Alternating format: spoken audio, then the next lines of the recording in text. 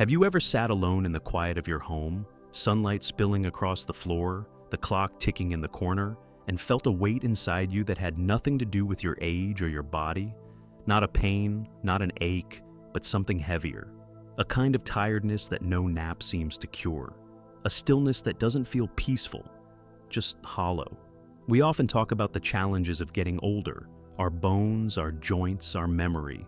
But what if the heaviest part of aging isn't in the knees or the back, but in the heart? Maybe it's all the things we've carried, regrets, expectations, old wounds, unspoken truths, habits that no longer fit. And maybe, just maybe, that weight is what's keeping joy from rising. This isn't a motivational speech. You don't need one. This is something softer, something slower, a gentle wake-up call.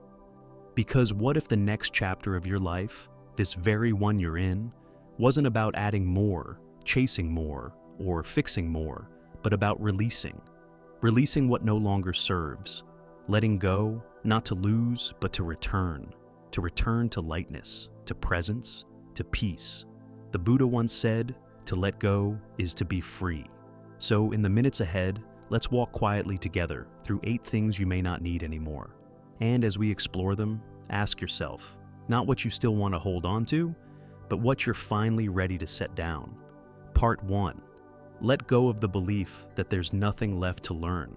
Have you ever felt, quietly and almost imperceptibly, like the world no longer expects you to grow?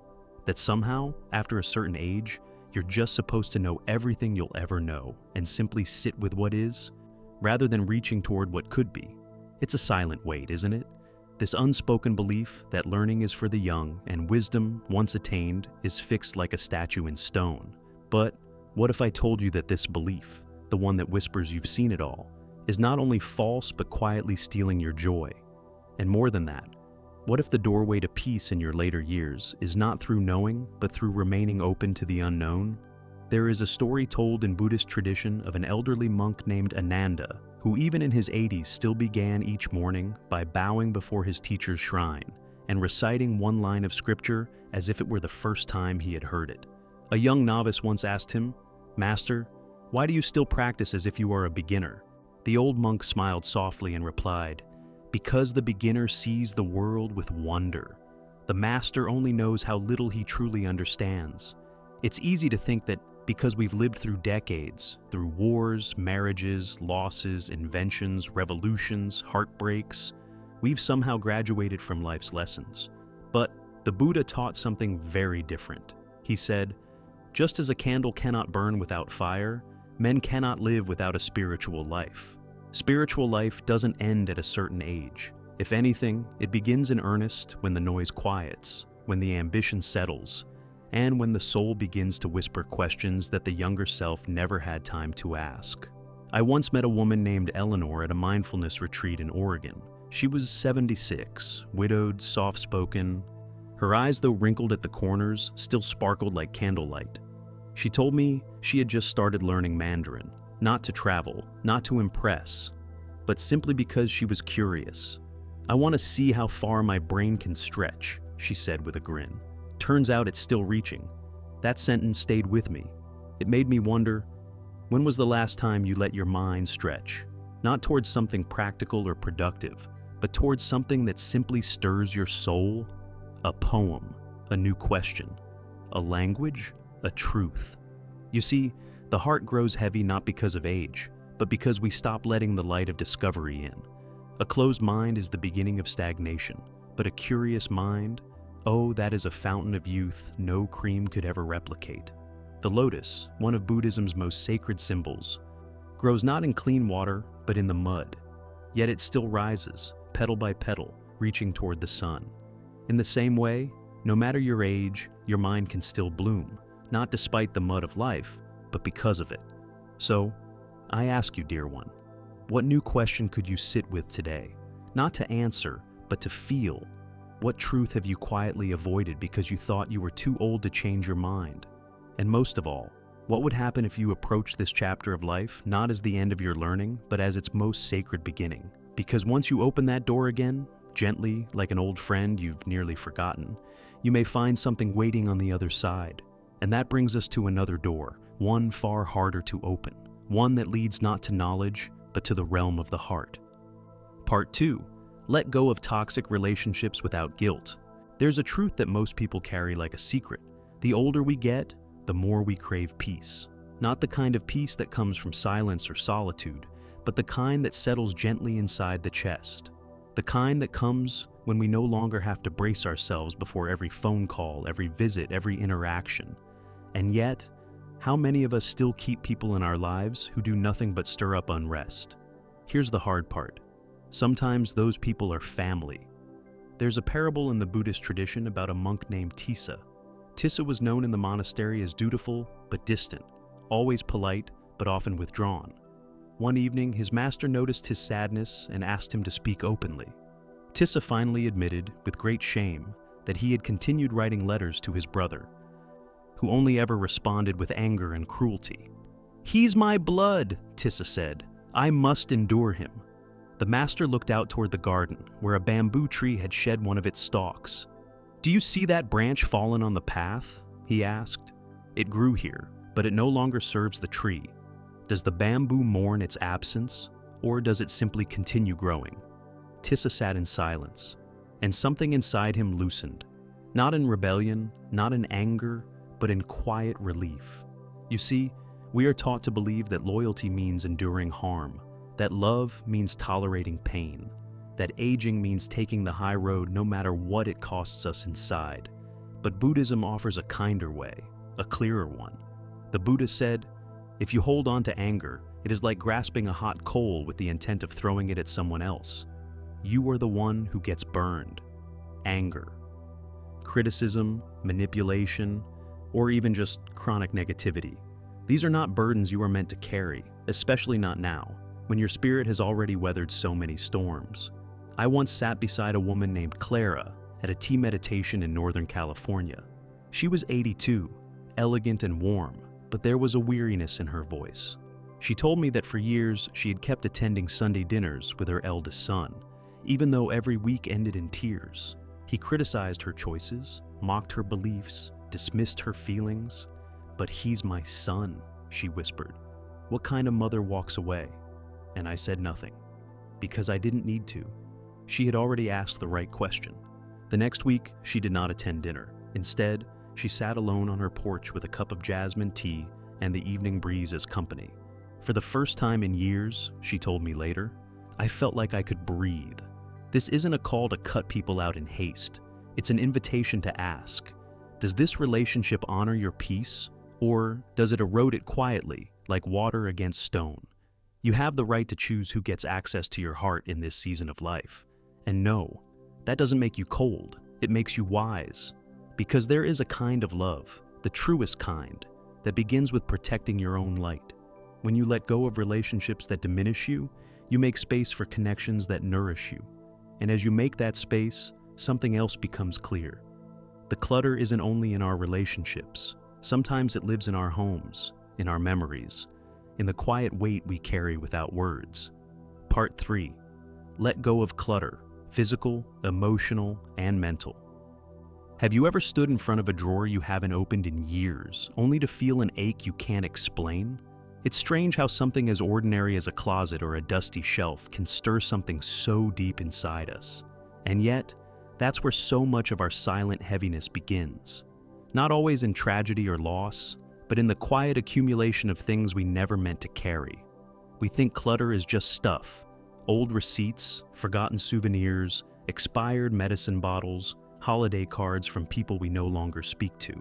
But what if I told you that clutter is more than mess? That it is memory, grief, attachment, and sometimes avoidance, disguised in cardboard boxes and tangled cords? In the Dhammapada, the Buddha teaches, let go of the past, let go of the future, let go of the present, and cross over to the farther shore of existence. With mind wholly liberated, you shall come no more to birth and decay. Now, of course, he didn't mean to throw out your dinner plates or your photo albums. What he was pointing to is a deeper clutter, the attachments that bind us, the old narratives that repeat in the background of our lives like static. There is an old Buddhist tale about a laywoman named Sama, who came to the monastery each week with baskets of fruit and incense. Her offerings were generous, but her face was always anxious, her eyes distracted. One day, a monk asked her gently, "Why do you never stay to meditate?" She confessed that her home was too full. Too many rooms, too many heirlooms, too many things left behind by a husband who had passed 10 years earlier. "But I can't let go," she said, tears in her voice. "If I throw his shoes away, it will feel like losing him again." The monk picked up one of the apples she had brought and held it out. "Can you hold this apple and receive another at the same time?" She shook her head. "Then how can you receive the peace you seek if your hands and your heart are already full?" That story, it never left me, because I see it in so many elders I speak with. Rooms full of keepsakes that now feel more like weights than memories. Letters never read again.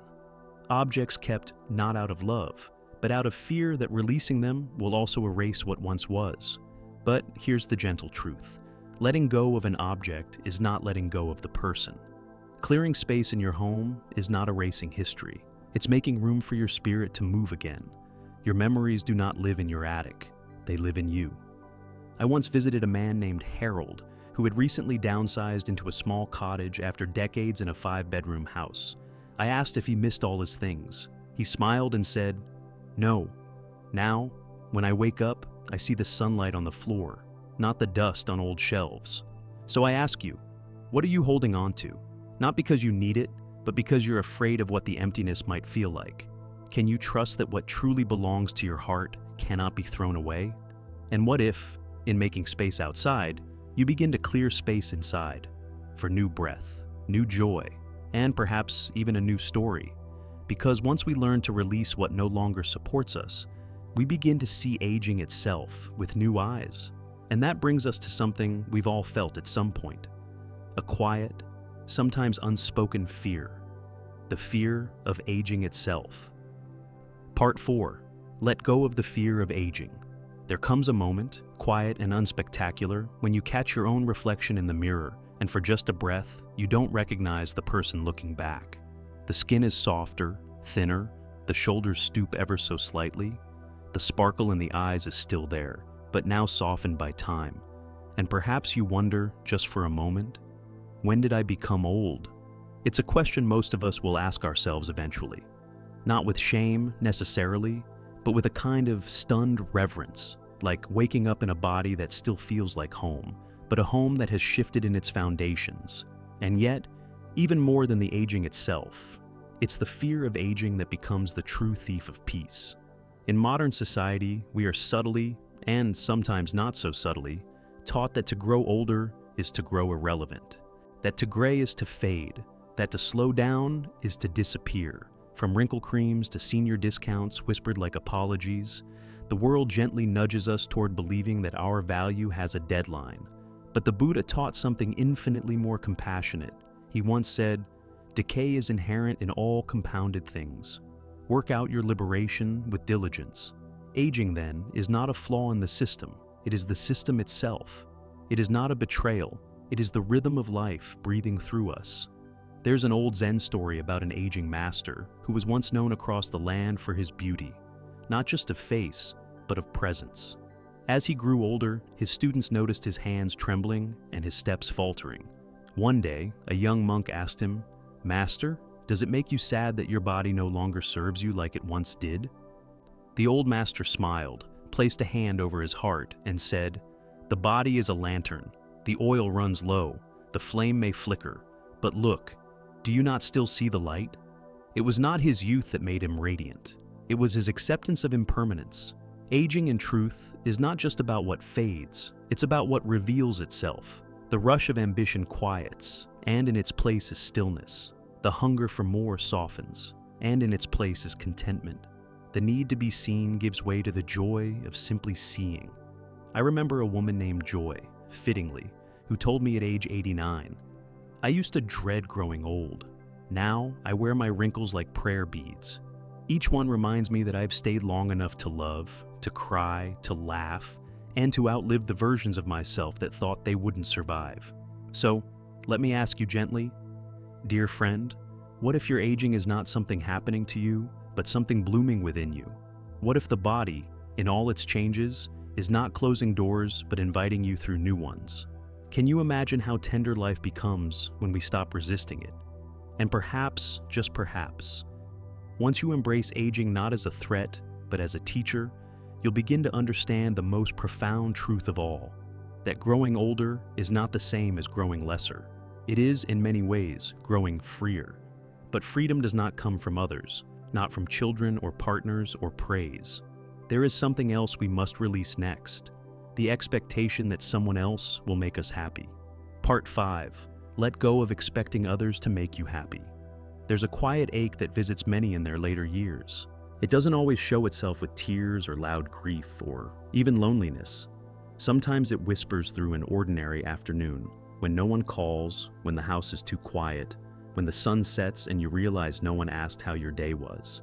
And in those moments, it's easy to think, why hasn't anyone come for me? Why hasn't someone filled this space I'm feeling inside? It's a human thought, a tender one. But it also points to one of the most common misunderstandings we carry into old age, that someone else will eventually be responsible for our happiness. It might be a spouse, a child, a friend, a community, even God. We tell ourselves, when they notice me, when they appreciate me, when they finally come around, then I'll feel fulfilled. But in Buddhism, the path to peace is not through waiting, it is through awakening. The Buddha once said, "No one saves us but ourselves. No one can and no one may. We ourselves must walk the path." Now, that's not a cold truth, it's a liberating one. Let me tell you a story, one I'll never forget. There was a man named Raymond. He was 78 when I met him at a local meditation group. He had been a devoted father, a loyal husband, a good neighbor, by all accounts a kind and giving man. But after his wife passed and his children moved across the country, he found himself sitting in a house filled with silence. "I thought they'd check in more," he told me one evening. "I thought I'd matter more." But then one day, he stopped waiting. It didn't happen all at once, like lightning. It began with a walk around the block, then a watercolor class, then volunteering at the local library, reading to children. He didn't wait for permission to live again. He gave it to himself. "I thought I was too old to start new," he said with a smile. "But turns out I was just tired of waiting." And isn't that it? So many of us spend years, decades even, waiting for someone else to turn the key in the lock of our joy. But what if the key has been in your pocket this whole time? The elders I've met who radiate joy, they don't wait to be invited. They create the invitation, they plant flowers, write poetry, join Tai Chi, learn photography, or simply sit under a tree and let the light fall on their face like it's a kind of prayer. They don't say I'm too old, they ask, why not now?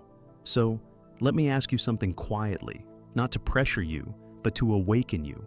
What have you been waiting for someone else to give you that you could begin giving yourself? Is it love? Connection, permission, beauty, play? You have earned the right, not just to survive, but to delight in your own company, to nourish yourself like a garden, not a burden.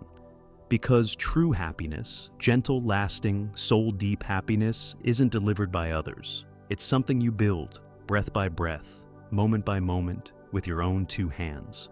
And once you realize this truth, something else becomes clear.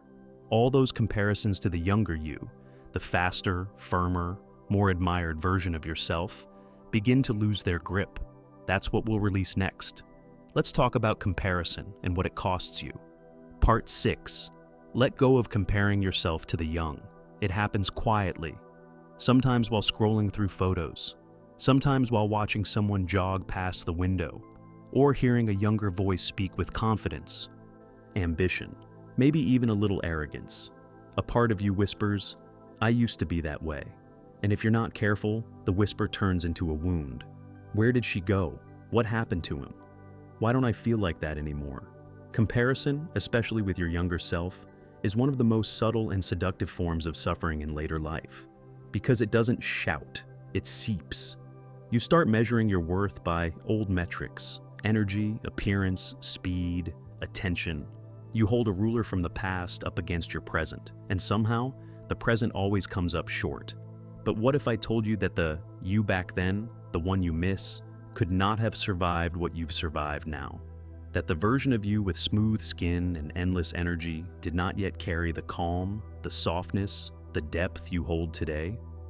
There's a well-loved Buddhist parable that tells of a young disciple who was jealous of his teacher's serene presence. "I want to be like you," he said, calm and wise and unshaken. The teacher led him to a mountain spring and asked him to fill a bowl with water. "Now," he said, "drop a stone into it." The disciple obeyed, and ripples distorted the reflection. "What do you see?" asked the teacher. "Nothing clearly," replied the student. Then the teacher took him to a deep, still well. "Now look." The boy peered in. "I see my reflection," he whispered. "That," the master said, "is the difference. Youth is a stream, rushing, loud, easily disturbed. Age is the well, still, quiet, clear." I met a woman named Teresa once, 84, bright scarf, sharper wit. She told me she had stopped attending her granddaughter's dance recitals. "Not because I don't love her," she said, "but because I caught myself comparing her movements to what mine used to be. I was turning her joy into my ache, so I stepped back until I could watch again with love instead of loss. That, dear friend, is wisdom, to witness beauty in another without making it a measure of yourself, to allow the young to be young and to allow yourself to be whole." The Buddha taught, comparing oneself to others brings no peace. The wise do not compare, they understand. And comparison, after all, is rooted in illusion. You're not meant to be who you were. That chapter was written. And now you are the one holding the book, the full book. Not just the thrill of beginnings, but the depth of endings.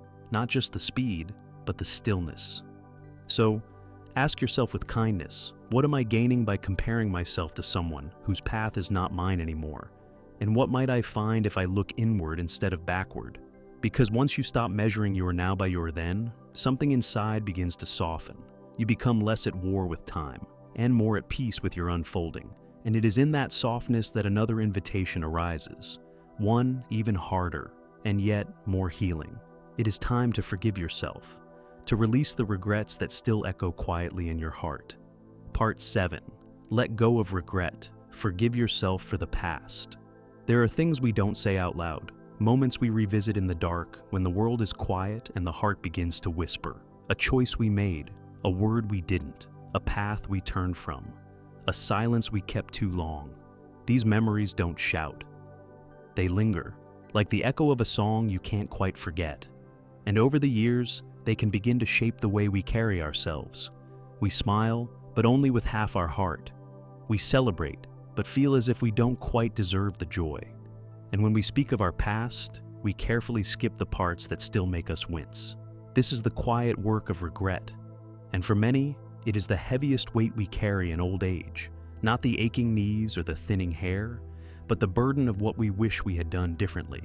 But the Buddha taught, you can search the whole universe and not find anyone more deserving of your love than yourself. That includes the younger self, the one who made the mistake, the one who didn't know better, the one who acted out of fear or pride or confusion or desperation, the one who tried and failed and still kept going. There is an old Buddhist tale about a woman named Kisa Gotami who had lived her early life in luxury and pride. In her later years, she came to hear the Buddha speak, and something in his words shattered her illusions. She approached him afterward with tears in her eyes and confessed, "I have wasted my life. I was blind to kindness. I clung to vanity. I harmed others with my words. What wisdom could possibly exist for someone like me?" The Buddha did not scold her. He simply looked at her with great compassion and said, "Just as the ocean receives all rivers, whether muddy or clear, so too can wisdom receive even a life once misguided." Kisa Gotami went on to become one of the wisest female disciples of the Buddha's Sangha. That story has stayed with me for years because it reminds us that redemption is not a doorway we earn. It is one we walk through the moment we stop turning away from ourselves. I once sat with an elderly man named Paul, who had not spoken to his brother in over 30 years. When I asked him why, he lowered his gaze and said, "Because I was the one who hurt him. And after that, I didn't think I deserved a relationship anymore." But he was tired of punishing himself, tired of wearing the guilt like a coat that no longer fit. So, one day with trembling hands, he wrote his brother a letter, not asking for forgiveness, but offering it to himself. "I have carried this too long," he wrote. "I release it. Not because it didn't matter, but because I want to live the rest of my life free. And that is what I ask you now, dear friend. Is there something you've been carrying, a shadow you haven't turned to face? What would it feel like to lay it down? Not in denial, but in compassion. What if, instead of continuing to replay what can't be changed, you began to honor the wisdom you've gained because of it? Because forgiveness is not forgetting. It is remembering without the poison. It is saying to yourself, I did the best I could, and now I know better, so I will live better. And when you do that, when you release the grip of regret, you open your hands to something far more precious, possibility. Because now, at this very age, in this very breath, you are not finished. But to believe that, we must first destroy one final lie, the most insidious of them all, the one that says, it's too late. Let's go there together. Part 8. Let go of the lie that it's too late. There's a story we're told, sometimes it's spoken, more often it's implied, that by the time you reach a certain age, 70, 80, 90, life is no longer about becoming. It's about managing, maintaining, preparing to let go. But that's a lie. And not just any lie, perhaps the most dangerous one, because once we believe it, we stop looking, stop reaching, stop imagining. The Buddha once said, each morning we are born again. What we do today is what matters most. Not what we did in our 30s, not what we missed in our 40s, not even what we lost in our 50s. Today. Let me tell you about a woman named Ruth. Ruth was 91 when she picked up a paintbrush for the first time. Not because she wanted to become an artist, but because she saw a neighbor's watercolor garden and felt something stir. It made me feel alive again, she told me. And I wanted to follow that feeling. Within 2 years, her paintings hung in the community center. But more importantly, they hung on her walls, color where silence used to be. Then there was Jerome, 86, widowed, tired. Until one day, while watching a young man dance in the park, he said out loud to no one in particular, I used to love to move. He began taking Tai Chi, slowly, gently. I didn't know I could still feel graceful, he said. His hands still trembled, but his spirit swayed. And there's May, who started a YouTube channel at 83 to read bedtime stories to children whose grandparents had passed. I thought no one needed my voice anymore, she said. But it turns out they did, and so did I. Every week I hear stories like these, and every time I wonder, how many others are sitting at the edge of their becoming, still believing the door is locked? The truth is this: if you are breathing, the story is not over. If you can feel wonder, there is still something waiting to be born. If your soul stirs at even the thought of trying something new, it means your spirit is not finished. It's just been waiting for you to say yes. The lotus blooms from the mud, not in its youth, but when it is ready. A mountain becomes most sacred, not at its base, but at its peak. And the bell of awakening can ring even on the last day of your life. So I ask you now, not with pressure, but with possibility. What dream have you quietly buried that might still have breath? What small, simple thing could you begin today? Not to change the world, but to come alive within it. And more importantly, what would your life look like if, instead of asking, am I too late, you began asking, why not now? Because now is exactly the right time. Closing reflections. And so, dear friend, if this journey has touched a place within you, if even one of these truths has felt like a gentle bell sounding through the fog, then let this be your declaration. Write the word free in the comments, not for me, for you. Because that's what this has all been about. Not fixing, not striving, not adding, but freeing. Freeing yourself from the lies, from the weight, from the fear, so you can walk lightly, joyfully, gently into the chapter that is already waiting. And that chapter, it's not a conclusion, it's a beginning. Because you are not done, you are becoming. So, here we are. You've walked with me through the stillness of letting go. Together, we've released the illusion that there's nothing left to learn, the draining weight of toxic relationships, the clutter in our homes and hearts, the quiet fear of growing older. We've stepped away from waiting on others for happiness, from the habit of comparison, from the ache of regret, and finally, from the most stubborn lie of all, that it's too late. And now, perhaps your hands feel just a little lighter. Not because we've fixed everything, but because we've remembered something, that aging is not the end of your story. It's the unfolding of a deeper chapter, one that only you are wise enough to write.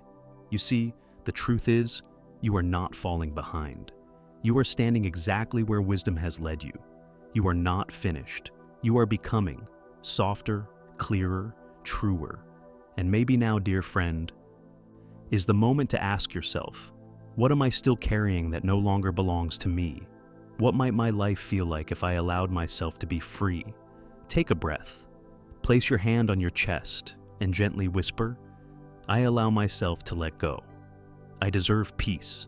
If even one part of this message touched something inside you, I invite you to write a single word in the comments below. Free. That word is not for me. It is for you. A quiet declaration, a soft beginning. And if you'd like more stories like this, more gentle truths to walk beside you, please subscribe to our channel. This is a space where aging is honored, the soul is nourished, and your presence is always enough. Until next time, may you walk lightly, may you love deeply, and may you rest in the quiet, knowing that your journey is far from over.